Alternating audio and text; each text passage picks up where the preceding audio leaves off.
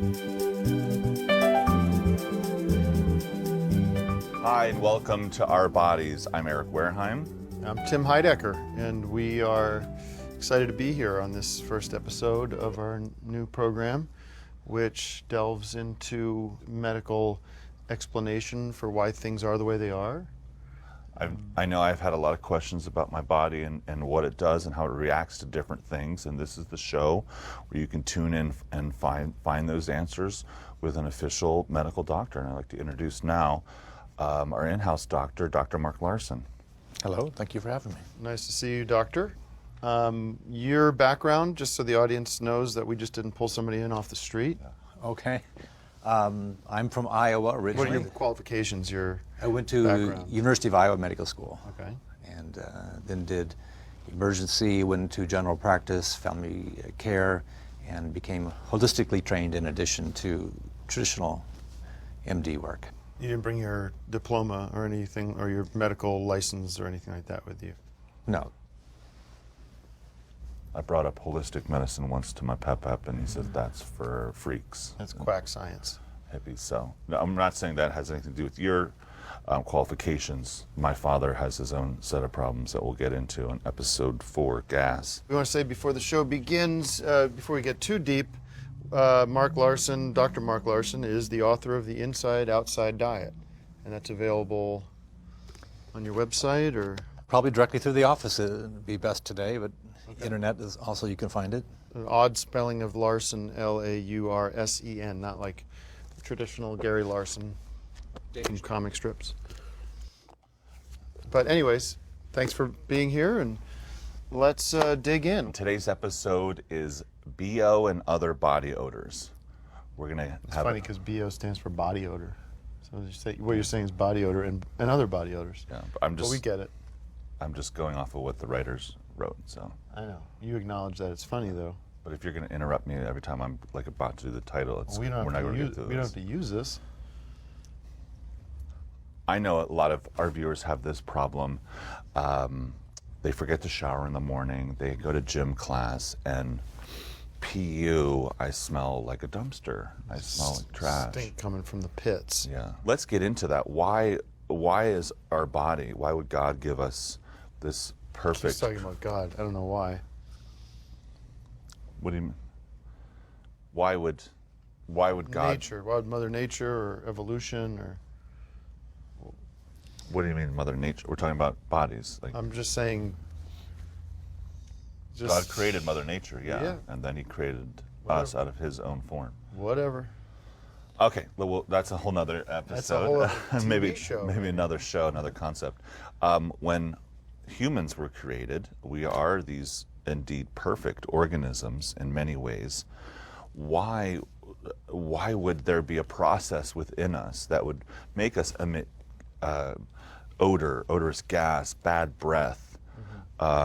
What's happening with the odor coming out? Why do we produce odor like that? Well, you have to talk about specifically which odor really. Well, let's start with body odor. Just Okay. classic BO, pits. Stank pits. Later we could talk about the smell coming out of your ass. We could talk about bad breath. But let's focus on pit stank. So you need to know that your skin is covered by millions of bacteria. It's a good thing. But the skin is always breaking down, cells are going off, exudate. Basically, the bacteria is feeding off that, and it creates a smell. Why? Why? It's just a chemical condition. It's a rot. It's almost like when a mouse dies, it eventually starts stinking because it's rotten. Are these bacteria just tiny mice on our body? Well, not mice, but if you could think of it as a comparison, but it's basically very small bacteria decomposing. Why do roses smell good to my nose? Cinnamon baking in an oven, sugar so sweet, the zest of a lemon. These are terrific scents. But yet, when it comes to BO or mice rotting, it's a terrible smell. Do we understand why our brain interprets those smells negatively? Actually, the short answer is no. I mean, that's a kind of a God question. Perhaps we have learned to avoid methane. Excuse me. Let's get a second opinion. Hi, I'm Dr. Second Opinion. The human nose is capable of two kinds of smells, good smells and bad smells. For example, When your pet comes home from work and you get a whiff of his musky cologne, molecules from his fragrance send a signal to your brain of warmth and love. On the other hand, if you give a stinky friend a hug after a long workout, your nose sends a flood of poison to your brain, signaling that this is not a good smell. Long exposures to bad-smelling objects will completely disintegrate your brain. Very interesting. Doctor, are there stages of BO? To me, this is another idea of the body saying, okay, it's coming. You better, are you saying take another shower to get rid of this before the BO hits? Well, see, you're sweating because you're regulating your temperature. Fluids come out, bacteria's there, they decompose. So if you can just wipe them away or shower them away, but there's many things you could do. That's just one approach to lessen that smell. Should we stay away from antiperspirant? We've heard the bad rap on that. It seems like maybe it's bad for your body over the long term. There is some thought exactly to that. You're well ahead of the game to even be aware of that. So I recommend deodorant. You hear that? Well ahead of the game. So I recommend deodorant and not antiperspirant, unless you're doing the show where you don't want to be sweating through, maybe, or some activity. Then I you could appreciate that, but two things that I do. A, I do wear antiperspirant. I use the aluminum, and I also have a feminine hygiene product that is taped to the inside of my pit, and that's absorbing. But I still see discoloration here. I still see I don't- a wetness. I can feel it I also don't with my think the finger. camera will pick that up. if Right, you- but I mean, you have to take my word for it, but you can feel a wetness right here. I'm running my pinky finger along, and there's moisture developing on my finger. I can feel it, okay? So despite the antiperspirant and the feminine hygiene product and the black shirt, we're still getting moisture out of there. I guess the point is It's not bad. I don't smell anything bad, right? But to me, doctor, it seems like it's a case-by-case situation. My family, my wife, if I come home and she smells one hint of my rank BO, she packs up and she's heading to the in-laws for the weekend. So I do a lot of work during the day, wearing the pads, and I even do a body spray, just an over-the-counter body spray. So when I go home, she doesn't leave me again. let's talk about some other body odors. Of course, the other big one that affects us all the time when we're talking with people is bad breath. Now, I know you're not a dentist, but where is bad breath? Why do people have it? Why is it so unpleasant sometimes to talk to people and you feel that dirt mouth coming, the air coming from their hot breath filled with the smell of hot dog water? Well, there's two potential causes. One is something they've eaten, like a lot of garlic, and that would be a smell that could be coming up from their stomach. Here's a common question that a lot of our viewers ask us. Two teens are going out on a date. They're going to a Mexican spot. They're having a lot of 𝗕cie𝗱𝗀𝗀 with jalapenos. And they know the breath is going to be very extreme. Is there a solution to that? So after the romance can be a little bit more, some people prefer just a cleaner experience. If they were to ask me, I would say yes, don't eat the food, bring a toothbrush, or bring something to rinse out your mouth with, like anything you could bring along. Zits or Trident? Possibly, they would help. I have a situation at home with my wife. When we first started dating in the morning, when we were aroused and we would have morning sex, because I had a morning wood, and I would jump to the bathroom and make a big deal about it, like I'm brushing my good morning, I'm brushing my teeth, to try to convince her without that bug in her ear. Yeah, without making her uncomfortable that her breath does smell like Rangus, and it's. I do want to do open mouth kissing when I have morning sex. It's something I do, and we did that routine for days and days, and she would just lie in bed and look at me like, just fucking brush your teeth. I don't need to hear you like.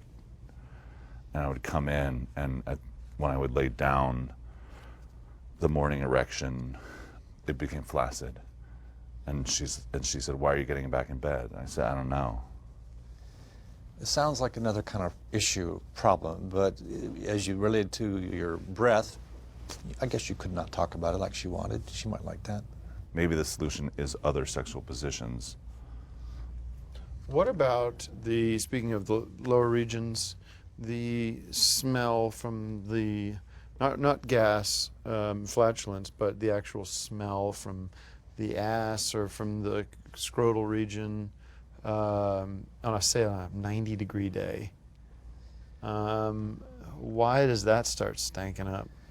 Well, you could think of it as skin against skin, so the air can't get to it, so things can basically decompose quicker in that really hot and humid environment, like anywhere else, but more intense. I don't know what kind of financial situation you're in. I assume it's pretty good. You're doing well.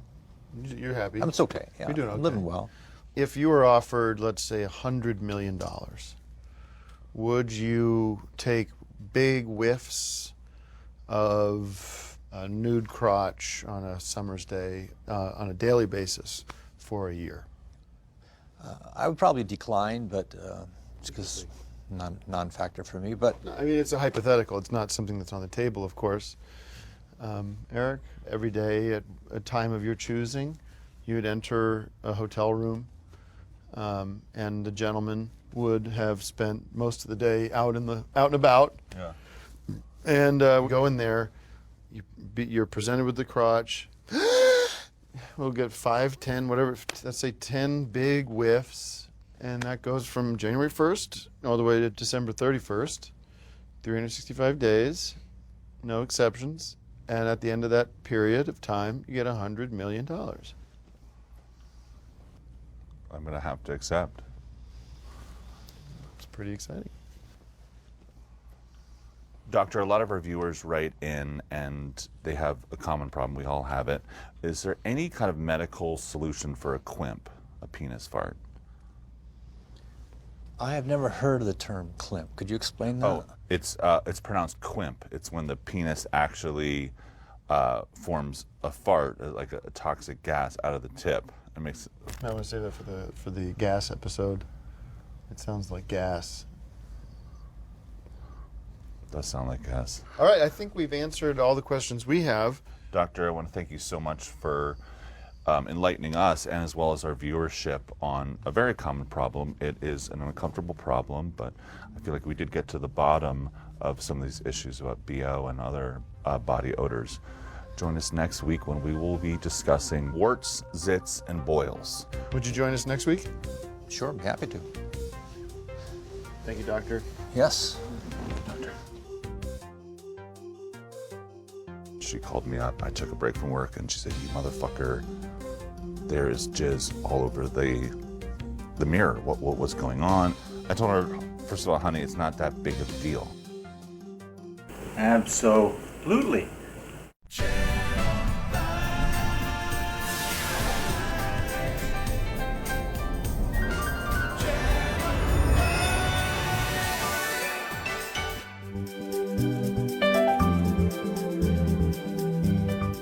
Hi, welcome to Our Bodies with Tim and Eric. Today's episode is about warts, zits, and boils. We're going to have an in-depth look at some of these skin conditions that can cause us a lot of stress and anxiety. And, let's be honest, they don't look very nice on your skin. Dr. Larson is with us. Thank you, Doctor, for being here. Dr. Mark Larson. Yes, glad to be here. Well. So, what is a zit? Let's start there. What is a zit? Well, basically, as you said, a zit is like having one pimple acting as a bigger scale problem.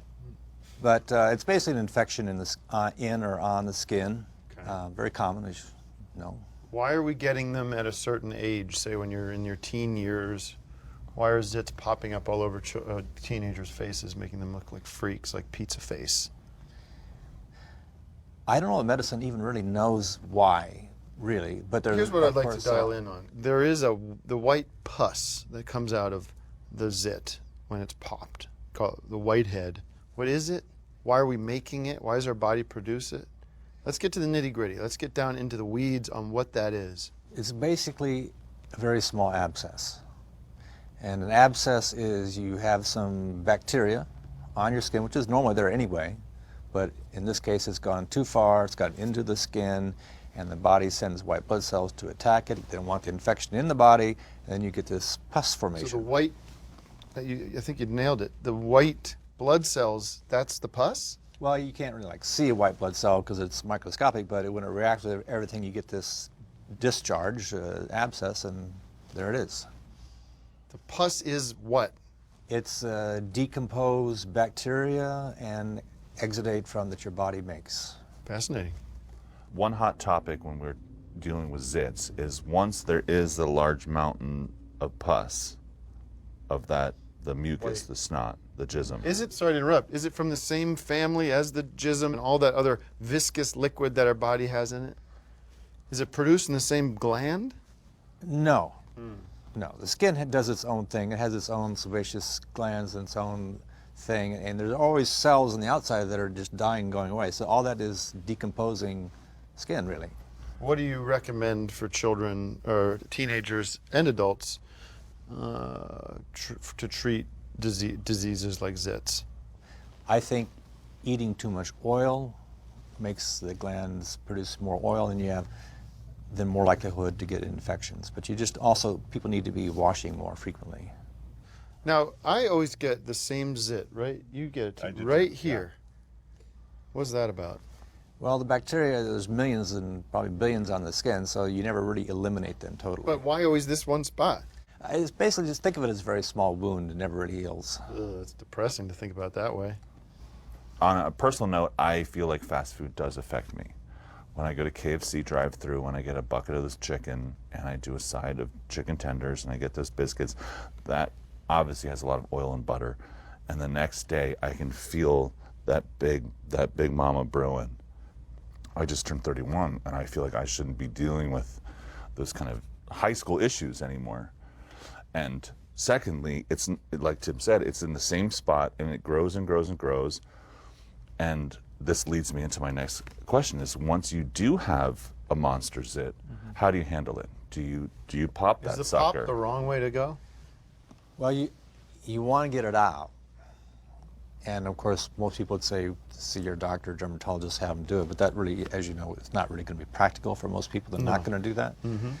So you do want to, like popping with zit is, like everyone has probably done that sometime in their life and might be routine for some people. So yeah. But then you've got to clean the area pretty well, don't you think? Yeah, if you could do what you could do is make sure you get everything out and put some cloth on, like a tiny piece of toilet paper, and act like a wick. And, help seal it again up. with the cloth. This is his, if I go to him as a doctor, I might as well just walk in with a roll of toilet paper. No offense, but you understand, and this is now the second episode you've brought cloth to the table when it comes to dealing with problems. Is there a So I'm particular... a little dubious about that. You have to understand. After that weekend of KFC, I was going through a thing with my family, and the wife took the kids out of town, and I got the zit, and I did a big pop in the morning. I left a bunch of the pus on the mirror. I went to work. I get a text from her that day, we have to talk, and she called me up. I took a break from work, and she said, you motherfucker, there is jizz all over the mirror. What was going on? I told her, first of all, honey, it's not that big of a deal. You know, it is technically jizz, but the upper... Great. And she said, fuck you, like, we're out of here, and she took the kids again. And so I just feel like this is the reason why zits are a pretty important part of our bodies and our relationships, and it's just...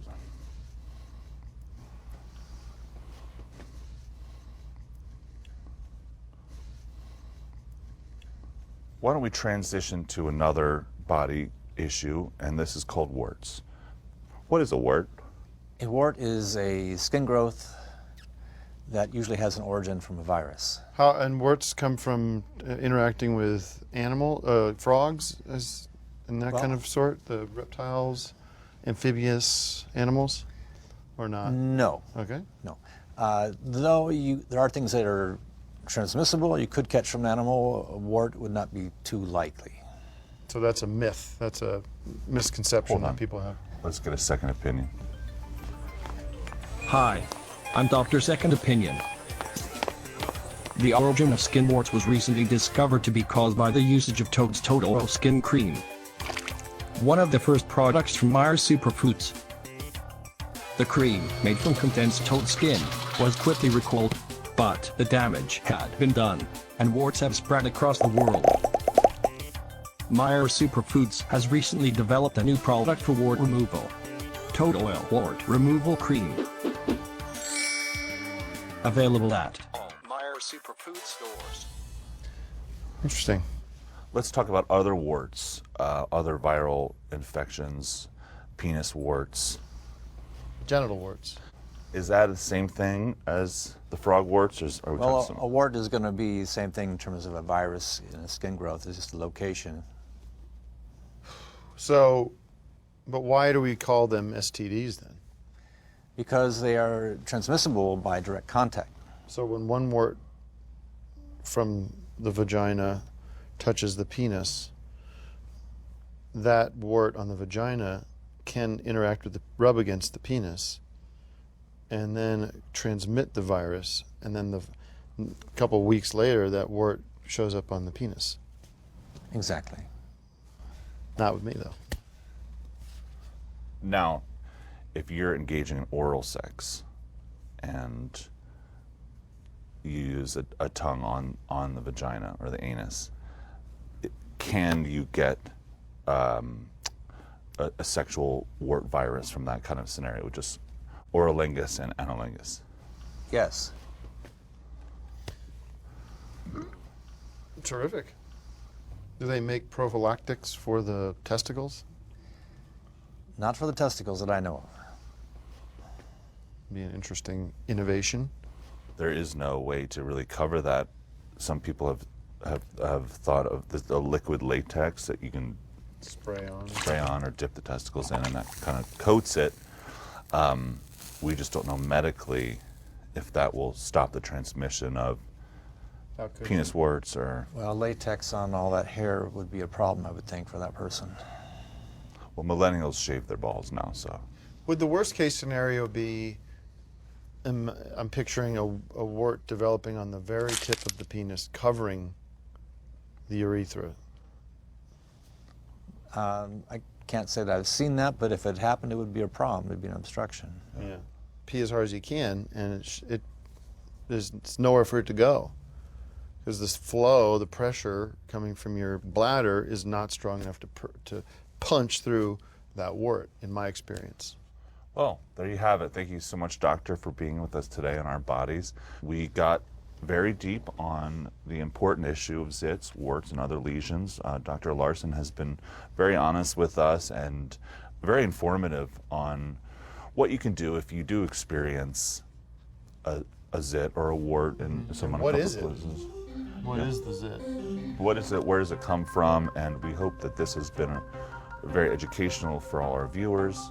And please check in next week when we deal with another issue, penis and vagina. Thank you, doctor. Pleasure. Thank you so much, Doctor. Got a little wart here, if you can see. See that coming in? I do. Yeah. The penis is a soft tissue, muscle, and glandular, and arteries and veins and skin, and that's the penis. Absolutely.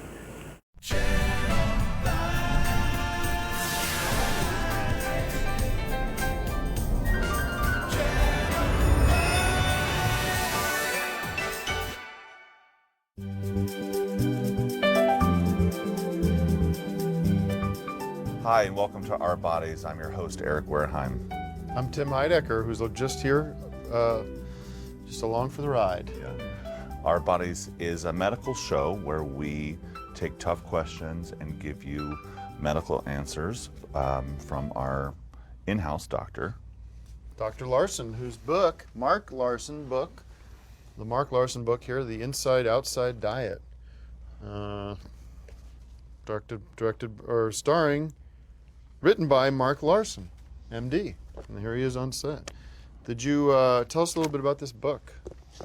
Well, the rest of the title is How to Lose Mental Weight, Emotional Weight, and Physical Weight. Permanently. Permanently. Because they're all tied together. And that was the basis of the book. One thing our fans should know is the spelling of your last name is a little funny. It's Laursen. So when you are looking this up on Amazon, make sure you have that We blocked prefer in. the old classic Gary Larson spelling, Larson. But we are stuck with a needless U and an E, which should be an O. That's our 2 cents, right? Right. But I also just want to say I don't want to confuse. That's what we prefer as a spelling, but that's not what you would. Don't type Larson into the internet because you're going to If you get. do, you get Gary Larson. You can get some It's a great time still. comic strip is the lighter. What's it called? Garfield. No. Anybody? Far Side. Far Side Far side, oh, of course. would be great. Our next episode is Buy the book. this week on Our Bodies. We are focusing on penis and vagina. It's two very important organs that most people have, and we will be diving into sizes, shapes, problems, health, and cleanliness and upkeep of the penis and vagina. We're very happy to have you, Doctor, to really dive into some of our questions and some of the viewer-based questions to get to the bottom of what is a penis and what is a vagina. Let's start there. What is a penis? It seems like it's something that everyone would know the answer to, but That's very disrespectful. men have penises, and women who are XX usually have vaginas, usually. But what is it? The penis is a soft tissue, muscle, and glandular, and arteries and veins and skin, and that's the penis. But why do we have balls? Why do we have hairy testicles? Why does it shoot jism? All of those things. Well, you know, your why question is really not something I don't know if anyone can answer. But I can tell you more about what it does and the function, of course, and all what's related to that. For example, you mentioned why are the testicles on the outside? Well, women, the testicles are essentially on the inside, so there is another version of that. So why it is what it is, as you would know, we urinate and we procreate with it, part of the tools. So, dialing in on the testicles, it is a genetic, evolutionary mistake that they sit on the outside of the body, in your opinion? Or is it something that perhaps eventually will recede into the interior of the body over millions of years? That I don't know either, but I can tell you that the testicles make the sperm, and the sperm require a lower temperature to be active. Hence, when they're outside of the body, you can have active sperm, and if they were trapped inside, they would not be active sperm. They would not be fertile. Now we're getting somewhere. That's interesting. Dr. Larson, if you were, let's say, living 5,000 years in the future, and you were a renowned, Dr. Larson was the household name across the globe, or whatever country you would be in at that point, 5,000 years from now, who knows? And you were tasked by the supreme leader, whoever would be, again, who knows? And let's call him Manny. Manny says, design the male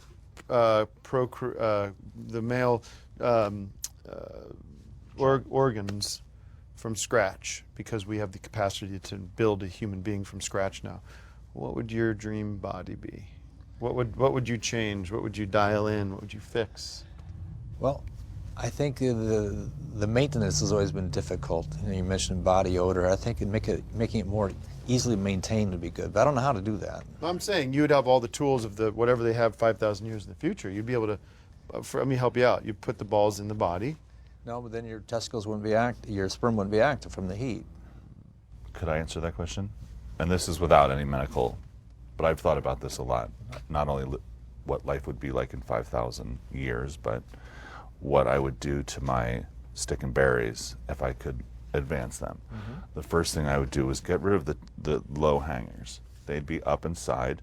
There would be some kind of temperature controlled zone. That's right. See, you don't think 2 steps ahead. You couldn't just status quo put them up into your body. You'd have to regulate the temperature in there, create some kind of conditioning inside there to regulate that. Go ahead. The second thing I would do is there would be a large kind of indentation in the stomach region, so your penis could stay erect 24/7, and it would live up in the stomach. So if I lifted up my shirt, you would see indeed the erect cock, and through evolution, my stomach would have a holder for it, so it'd be smooth. When you wear a nice blouse like this, you would not see the shape or size of my cock, but it would be indeed ready for action. What keeps it in there, and then what lets it out? Is there some muscle involved? Absolutely. Or is it... Well, it's extremely hard all the time. That'd be interesting. It'd be an interesting farming technique. Yeah, that's from a non-medical experience, but that is from a lifetime of having a dick and balls and looking at it and thinking about how it could evolve and how it could be more. Well, if I could give you manageable. my vision of the future, if I was tasked with reinventing the region, is that our penis would be fully receded into the body. So you'd be flat down there. You'd be a fully flat Ken doll. And when you had to pee, it would come out on command. And then when you wanted to have sex, it would come out longer and harder. No balls in sight. That's probably the better way to do it, instead of this gland up here, this flap. Well, we have different ideas of that, but one thing we do have in common is that there would be no balls. All right, now we've glossed over the female sexual organ. It's a complicated organ, lots of different moving parts. What do we need to know about that organ? Keep it brief. You need to know some a of it woman gets a little messy. What a man needs to know, what a woman needs to know, are going to be quite different. Well, we have our audience is men and women, so don't think about it that way. Don't be chauvinistic. Okay. For the woman, of course, she needs to maintain her hygiene too, and she needs to know what can cause infections and what's related to having healthy body, healthy intercourse. So she needs to know. We've all smelled that rank vagina before, I think, men and women. Women probably more, because they're connected with their own sense. But I've been in relationships where that was an issue. Well, if you remember, when the skin is against skin, you tend to have more smell, decomposition, and the vagina tends to be like that automatically. Because it's internal cavity. It is, isn't it? Is there something you can do to clean it, have it be in perfect health every day? Just like the penis, we know that we need to scrub all the areas and dip You it. can't put a bar of soap up there. Well, it's actually not recommended that women do that or douche even. They used to, but they don't recommend that now. Some similar external hygiene as a man, but other than that, it's about the same. Where does the, I mean, this isn't a medical question, but the term pussy come from? What is that? I do not know where that term came from. Let's get the answer. The term pussy originates from the evolution of the female vagina. Circa 500 BC, all women had phallic cats as genitalia.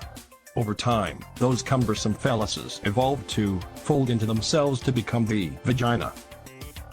Today, we often refer to the vagina as a pussy to remember the pussy cats that once kept a watch fly from between a woman's legs. Oh. A pussycat.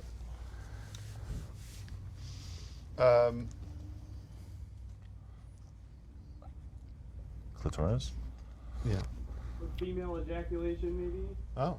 That's Thank nice. you, Drew. What is the point or purpose of the liquid, the substance emitted from the female during the act of sex? The female ejaculation, is it just simply for lubrication of the penis? Squirting, as has been called. A few women do that. Where actually it's so robust, it will actually do that. It's quite interesting that a man, when he's going to spooge, it could be a fountain of jism. If we were 5,000 years in the future, would it make more sense that we emit a capsule, a gel capsule? Imagine something like a Advil liquid gel, little baby boy like that. You've taken him after a hard night, and that pops out of the penis and travels up the vaginal canal to attempt to fertilize her egg, as opposed to that messy spunk that we're getting all over ourselves and get sticking to our toilet paper after we masturbate? Is there just a more compact, sanitized version of the delivery of the sperm seed that we could imagine 5,000 years in the future? Yes or no? It seems that you are imagining that.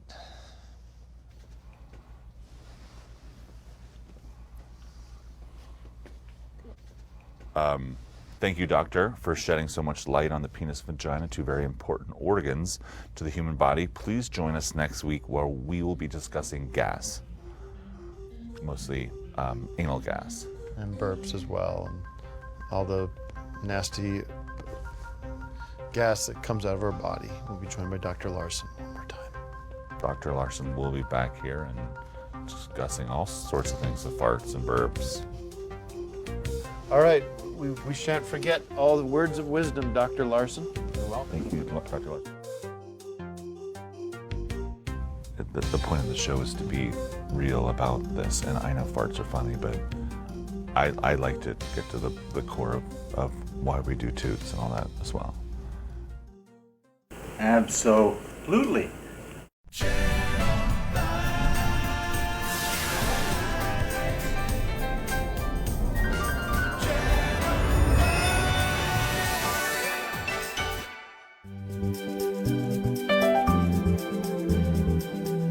Hi, and welcome back to Our Bodies. I'm your host, Eric Werheimer.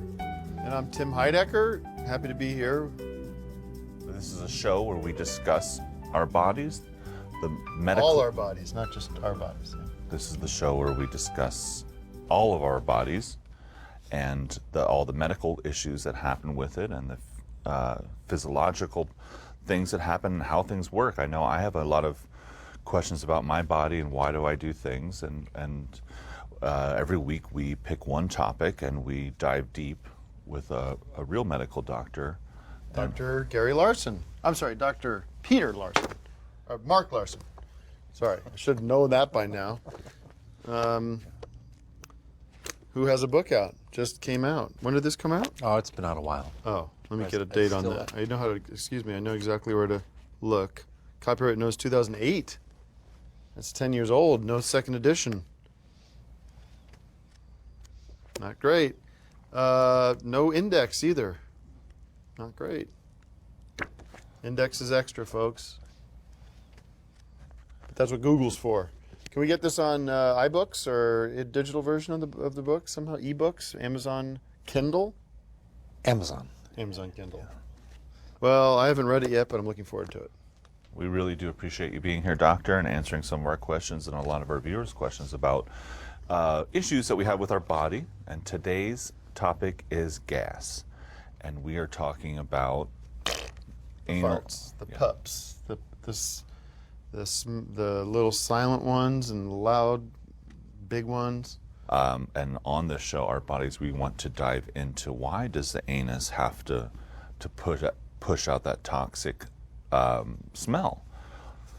So let's just get right into it. What is gas, and why do we produce gas? Well, there's different reasons for it. The actual number one explanation medically is most of that air is swallowed air. People do that. So that's the main reason. That's what's said from medical testing. One thing that I've noticed is if I'm going to be eating hot dogs, pepperoni pizza, fried chicken, rump roast, spaghetti, broccoli, apples, I will have an extra stinky emission. And I just wanted to say, if you're going to keep making that sound effect, like the point of the show is to be real about this. And I know farts are funny, but I like to get to the core of why we do toots and all that as well. So if you can just keep the actual sound effect down to a minimum or none, like it'd be respectful for the doctor. Yeah, I mean, it's my choice. I think I can accurately recreate the sound of flatulence with my mouth. I think I'm doing it in a respectful way that's illustrative, so people know what we're talking about. So we'll see. My point is, everyone has farted. Everyone knows what a fart is. It's there's no reason to add that sound right now. And if you wanted to, we could do it in post, but if you're going to do it after everything I say. But you have to admit, there are different kinds of flatulence. That's a good question. There's different, so you can have a little thing that maybe someone doesn't even notice. Those tend to sometimes not stink so bad. You can do that's sort of really when you're actually working on it, consciously pushing it out. That kind of sound. That one just feels almost wet, like there might be diarrhea involved. Right? So I think if we're going to do a show about this, let's do a show about it. It's not. Great. That's not. I agree with you, and let's take those sounds and ask the doctor. Your anus. What about like there's that too, or a. That's the worst one. You're like, that one's gonna stink. Okay, doctor. What I've noticed is that the anus, the butthole, is very similar to a mouth, in the. Like that would. Drew, That's you're saying because the lips are like your anal lips. Would be a sound that I've heard you make. I've made. If you want to just get all the different sounds out, so we can get up in the question with Dr. Larson. I don't want to be here all day with a different fart sound. Like maybe we could try something like if I did a sound of flatulence, would you be able to identify what caused it? Other than yourself, no. Okay. If I went, would that be bean related or casserole related or? It's not a diagnostic criteria. Let me get a second opinion on that. Hi, I'm Dr. Second. Scanning. Scanning.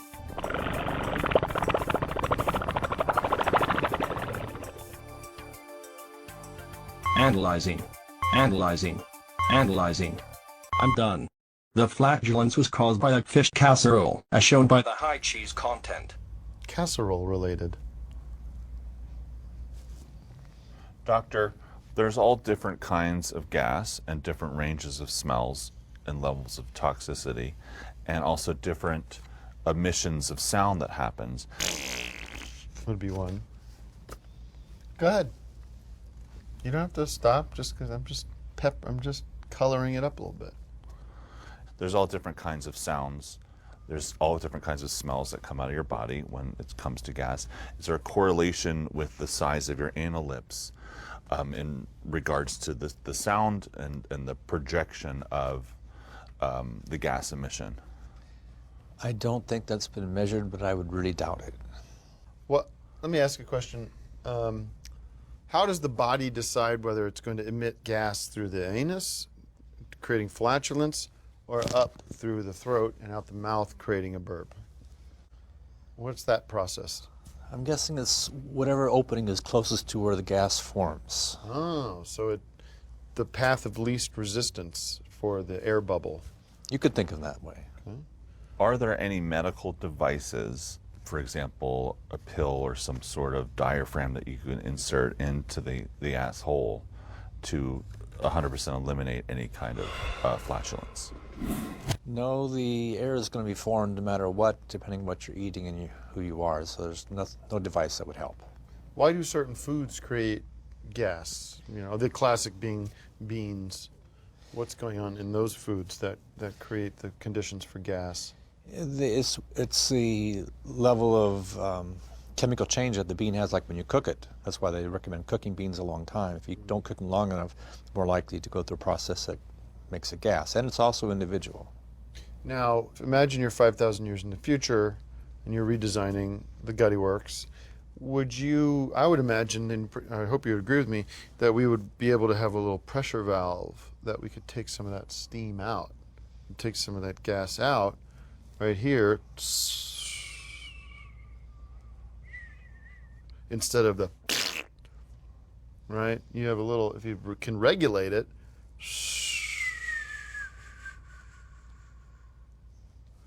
or it could be in your nipple. Nipple could twist off, and the air, it's a big enough hole, so you.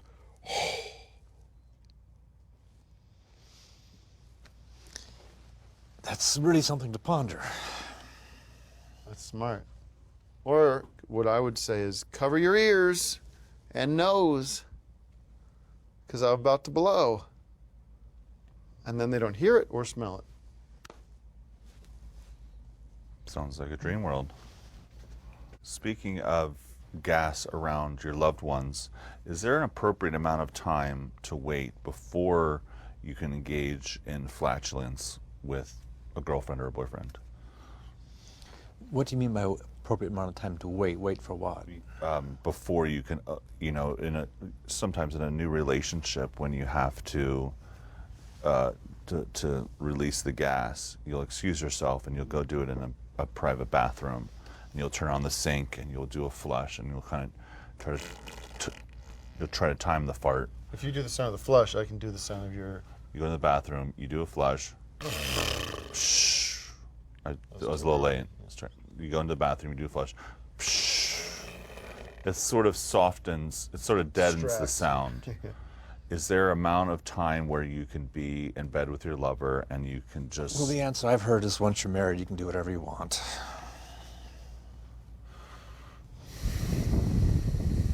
Great.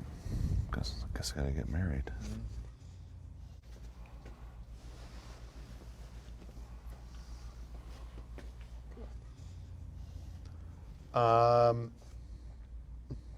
Do you have anything you want to add about gas?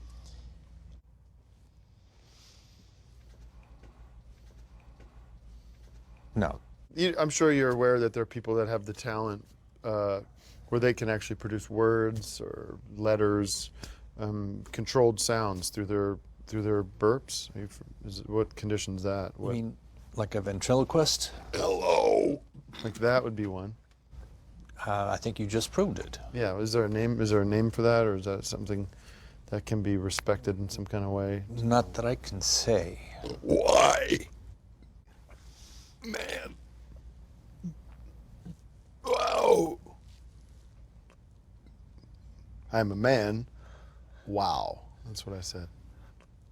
It gets overlooked a lot of times that people can do that. And I think the fact that I can do it is pretty cool.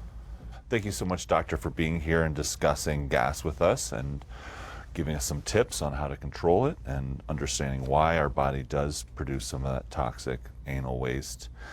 Next week, please join us. We will be discussing solid loafs and constipation. Thank you for being on the show.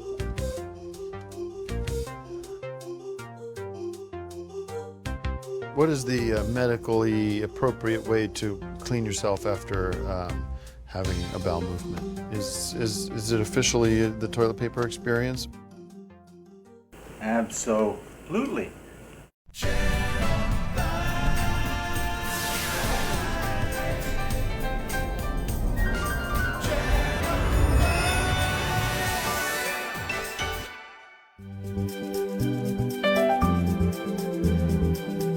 Hi, and welcome back to Our Bodies. I'm your host, Eric Werheimer. And I'm Tim Heidecker. This is a show where we discuss our bodies, our medically, physically. We have a real doctor here. Thank you so much for being with us, Mark Lauer. Larson. Dr. Larson, we just say. Matt Lauer would be a nightmare to have, you know. Don't want to have him around. Doc, where was your, where did you study medicine? I went to the University of Iowa.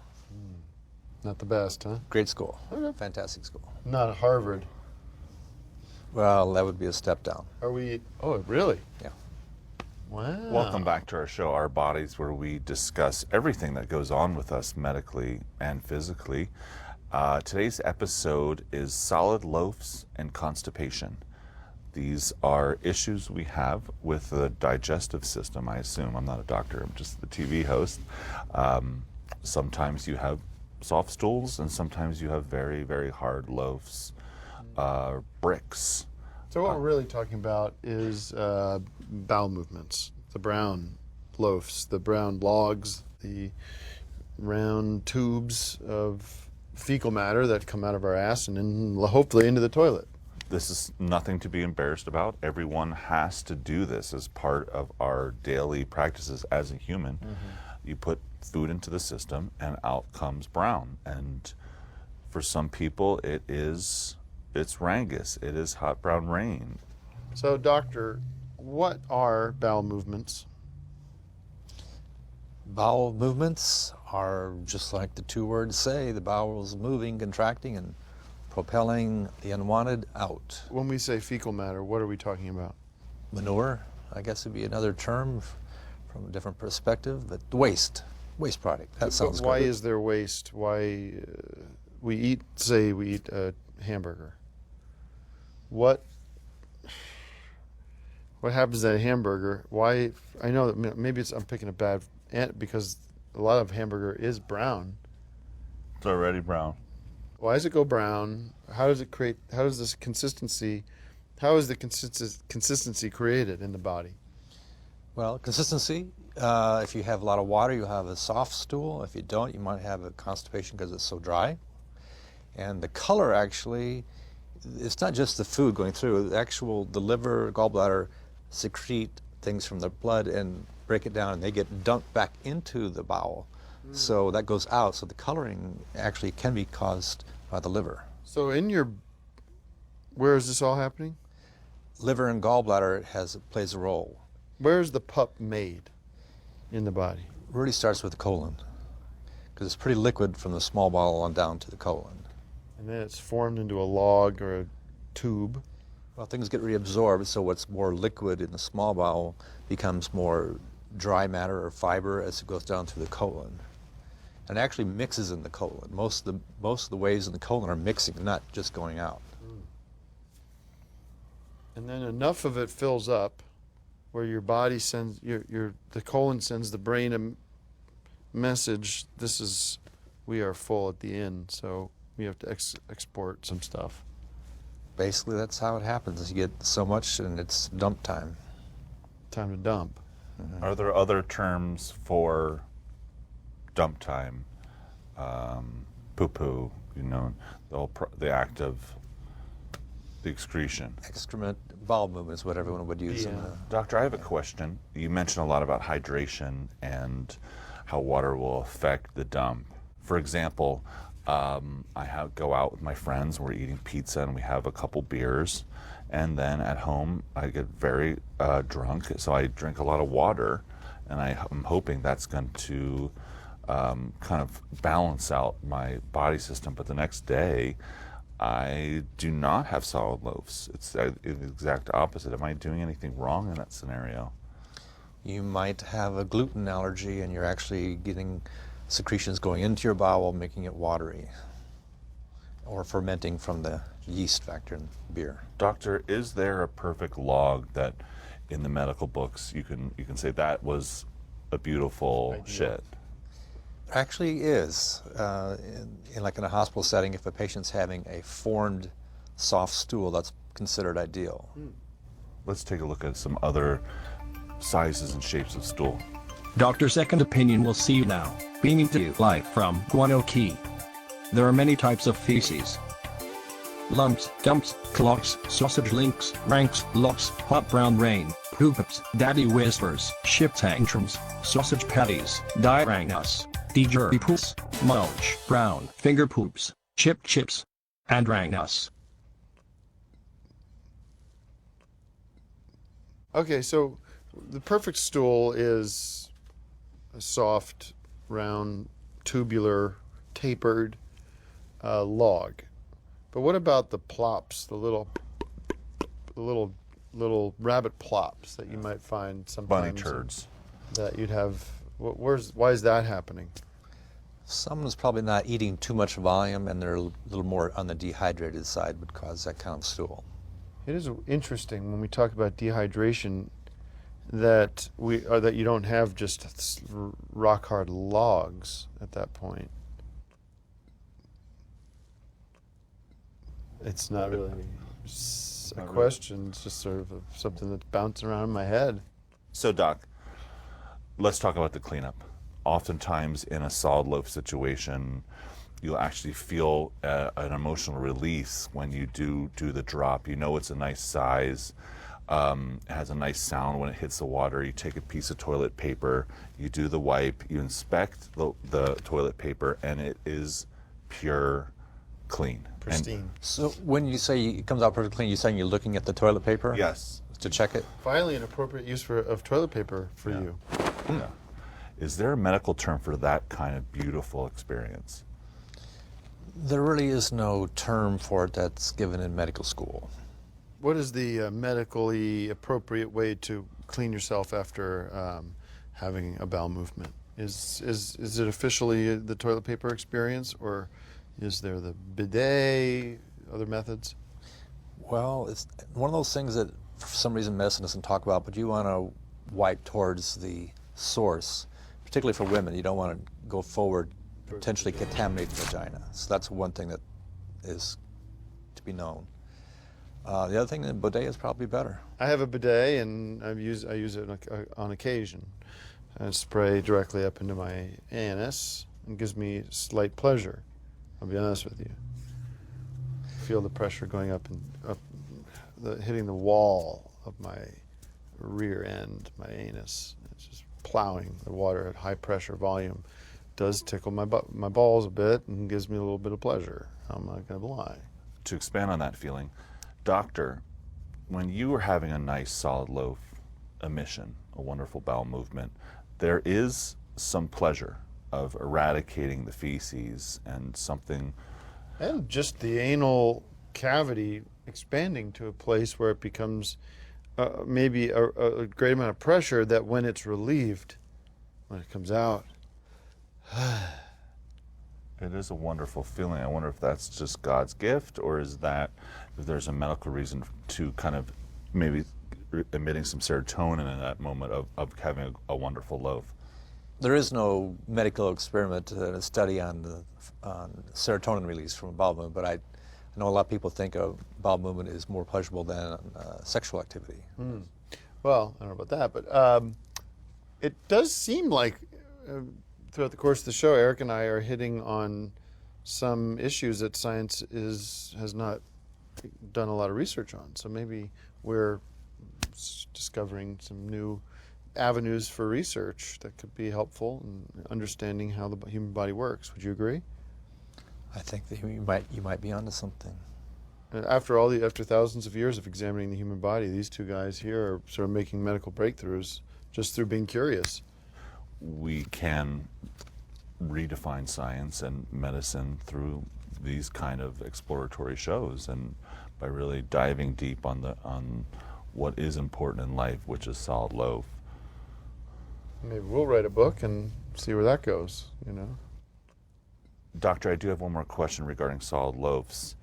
The past month, I've been using the bathroom normally, pissing and pooping, and I've been noticing a stench of a bowel movement that just lingered in the bathroom for days and days. And I would spray down the bathroom, and the only other guy that was in there was Tim when he comes over to work with me. And day in and day out, I would go and do my business, and I would smell the shit smell get stronger and stronger. So one day I was so extremely frustrated, I started tearing apart the bathroom. I lifted off the toilet lid, and I did see a perfect solid loaf that was just hanging there, and I realized someone has... I defecated in the cistern of the toilet where the water comes from. And that was not, by the way, a prank. It was an accident. Thank you so much for joining us on Our Bodies. Again, we have really conquered some of the tough questions about solid loaves and how our body processes feces and excrement. And please join us next week on our season finale, a very highly anticipated episode with the theme of diarrhea. See you then. Thanks, Doctor.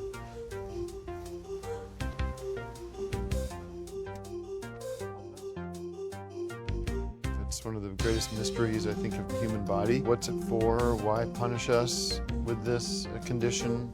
What is diarrhea? Absolutely.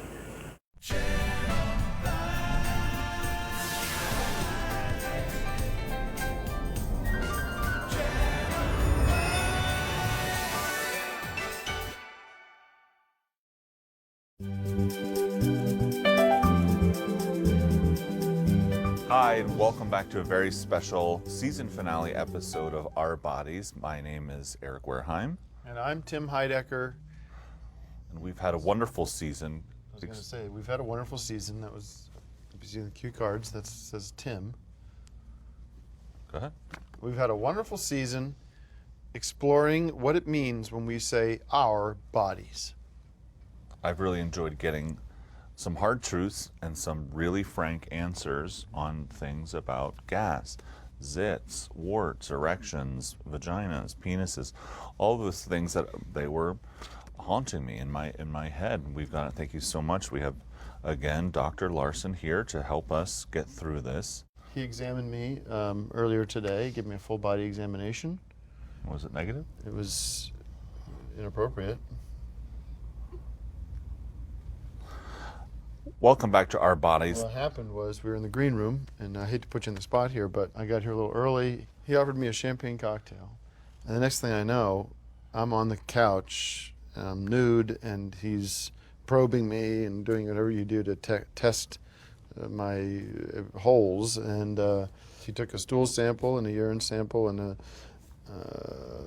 sperm sample, and I mean anything else you can grab he got out of me, and I just hope it gets handled appropriately and respectfully. I'm sure that it was medical reasons, and that's why we are doing the show, and that's why we have a real doctor here, so it's all probably above board.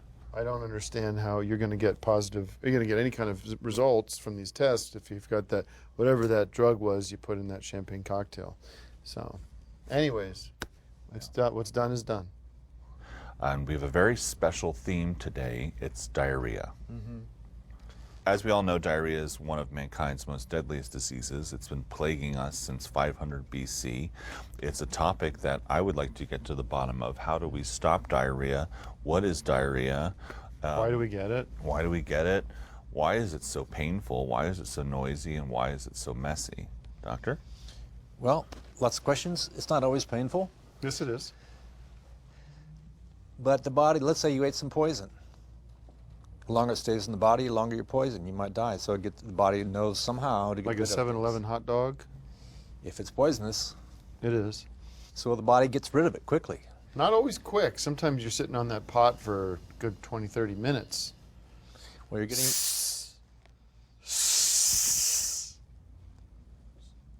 Yeah. Getting rid of stuff quickly. Not quick, though. Well, relative to it staying in the body, yes.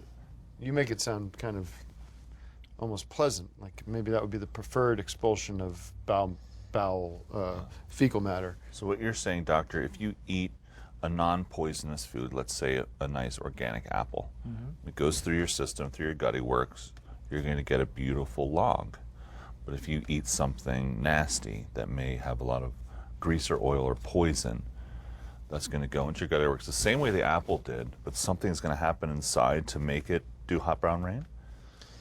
Yeah, your body's going to process it poorly and know it has to get rid of it, maybe because of a food allergy, or it could be just contaminated like salmonella or shigella infections.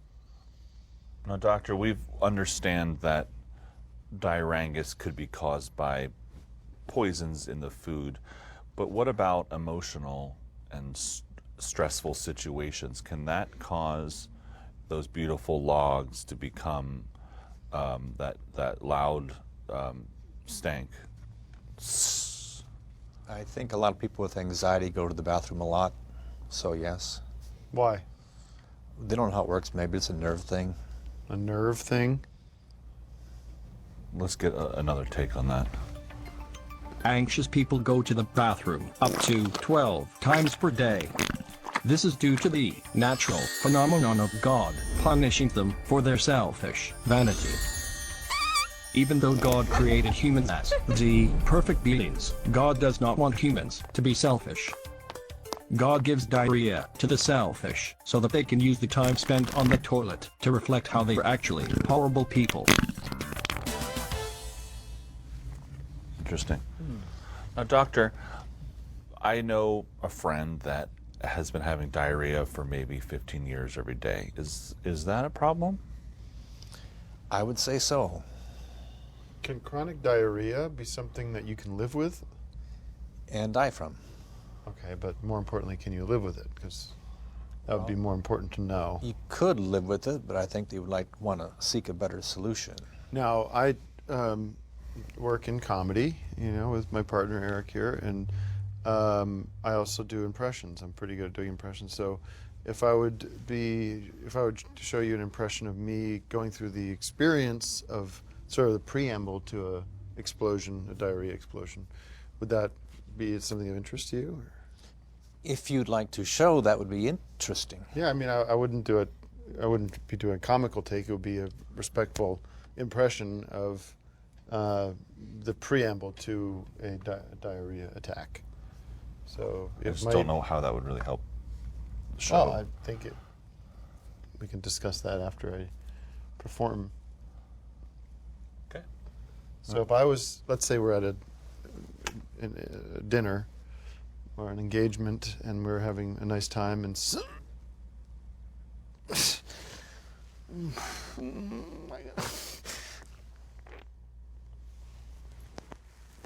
I gotta go, and then I'd go to the toilet and evacuate and have massive all over the bowl and spray. Yeah. Thank you for your impression, Tim. That is a good question. If you are in a bathroom, say at a restaurant, and you have to do an explosion of diarrhea, and you don't see any toilet paper. Oh. Is it happening again? I was puckering, holding it in. I feel like there's like a gallon of it and ready to just drop. Should we continue while this is happening? Or? I'm good. Oh, see was that real or was that? That time was real. That was pretty an good. impression. That was actually not really happening. I've pretty solid loafs the past couple of days. What is the cramping? Why are we cramping? If you saw my impression, now we understand why I did the impression. The cramping that you saw me do so perfectly in that last performance. Why is that happening? Why is our stomach clenching to a place where it's causing physical pain? Well, it's not actually the stomach; it's the colon doing that. Okay. And Well, I it's was speaking generally. generally about the bowel areas. You could have it's rolled with that. It's cramping obviously very quickly and severely, and to make things move quickly, and it's not the typical kind of bowel movement, so it's going to be painful. Let me usually. throw this at you. All this activity is happening in the colon, right? Mostly. Yeah. So, in the future, let's say 5,000 years in the future, would there be a way to tell the colon, maybe through an app, connect our body through some kind of transistors or whatever, and deactivate the colon, or say chill, hold whatever is in there? It's not going to kill you. So if it's a bean burrito or some kind of poisoned, some kind of something that you're reacting poorly to, can't we just hold that in there until you can get to the toilet and release it in a reasonable way? Except what you're keeping could kill you. But it won't. I mean, we're not eating cyanide or anything like that. I'm saying you get it out within the day. You can die in 24 hours, food poisoning. Okay, so if you eat something that's really, it could detect if it says, all right, this is an emergency, and then you shit your pants, is fine in that case. But if it's just like a bad hot dog, keep that in there, colon chill out, app gets you a buzz, off to the toilet you go, open up your ass lips, and whoosh, whoosh, whoosh. Over to you. Thank you, Tim. And thank you, Doctor. Because this is the finale of Our Bodies, and this episode is about diarrhea, Tim and I have a little gift for you. We made a musical presentation of the sights and sounds of diarrhea. Let's play it.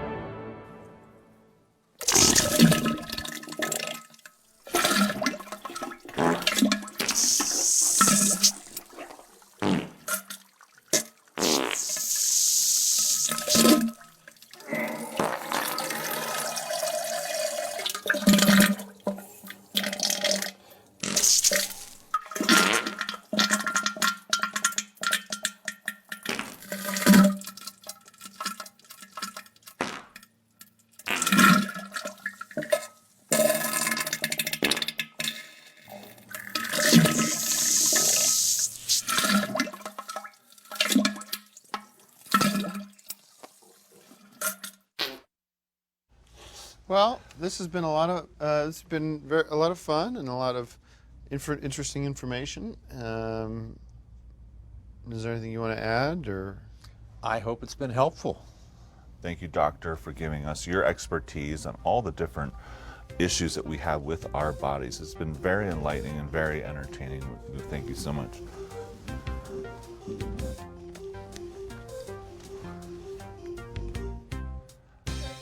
What is a penis? I've had a lot of questions about my body and what it does and how it reacts to different things. That's really something to ponder. Absolutely.